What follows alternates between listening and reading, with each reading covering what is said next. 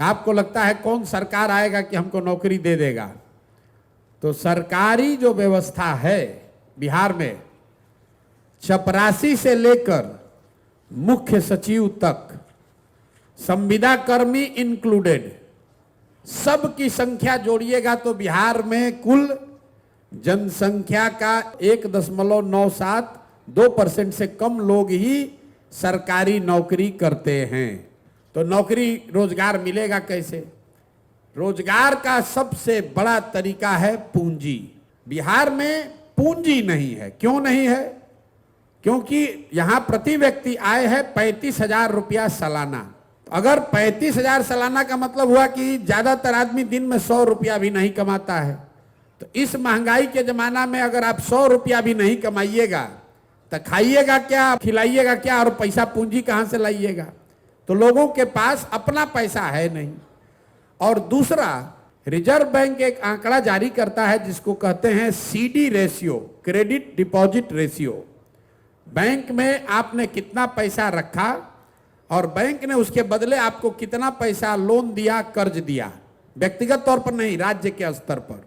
सरकार की जो व्यवस्था है देश में, उसमें बैंकों की ये जिम्मेवारी है कि अगर 100 रुपया लोग बैंक में रखें तो कम से कम 70 रुपया लोन लोगों को मिलना चाहिए, ताकि आप घर बना सकें, मोटरसाइकिल चला सकें, दुकान खोल सकें, कोई रोजी रोजगार बिजनेस व्यापार कर सकें। बिहार में ये रेशियो है 40%। मतलब 100 रुपया बिहार के बैंकों में जो जमा होता है, बिहार के बैंक में सिर्फ 40 रुपया बैंक वाले आपको लोन देते हैं। 60 रुपया कहां जाता है? वो बैंक इस पैसे को उन राज्यों में भेज रहे हैं जहां पर लोग बिजनेस व्यापार कर रहे हैं। गुजरात में, तमिलनाडु में, तेलंगाना में, आंध्र प्रदेश में। वहां सीडी रेशियो कितना है? 90, 95, 100।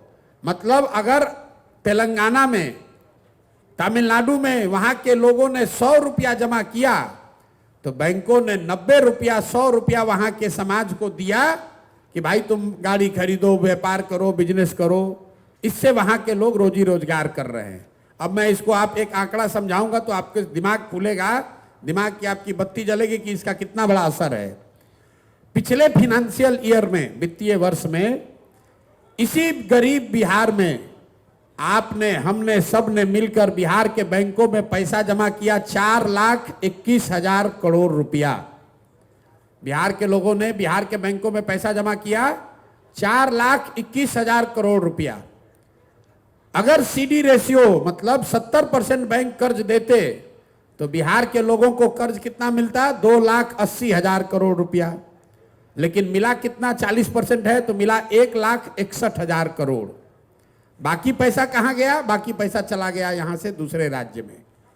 लालू जी मुख्यमंत्री बने थे 1990 में। 1990 से लेकर पिछले वित्तीय वर्ष तक बिहार के बैंकों ने आपका, हमारा 26 लाख करोड़ रुपया ले जाकर दूसरे राज्यों में ट्रांसफर कर दिया। आपको लग रहा है कि यहां से लोग का पलायन हो रहा है। बिहार का जो पलायन का समस्या है, ये सिर्फ श्रम का, लोगों का पलायन नहीं है। लोगों का पलायन है, बुद्धि का पलायन है और पूंजी का पलायन है। जो नौजवान है जिसके पास पैसा, साधन, पढ़ाई नहीं है, वो मजदूरी करने के लिए बाहर जा रहा है। जो नौजवान पढ़ लिख गया वो पढ़ाई करके बाहर नौकरी करने के लिए पलायन कर रहा है। और जो पैसा हम लोग के पास है वो भी दूसरे जगह जा रहा है। आप आजादी से पहले कहानी सुने होंगे, नील का खेती, कपास का खेती होता था बिहार में, देश में, और अंग्रेज यहां से उसको ले जाकर कपड़ा बनाता था इंग्लैंड में, और उसी कपड़े को लाकर फिर बेचता था यहां भारत में। इसीलिए गांधी जी ने आंदोलन शुरू किया कि विदेशी कपड़ों का बहिष्कार करो। अभी क्या हो रहा है? पूना में बन रहा है बजाज का मोटरसाइकिल। लेबर वहां कौन है? बिहार का।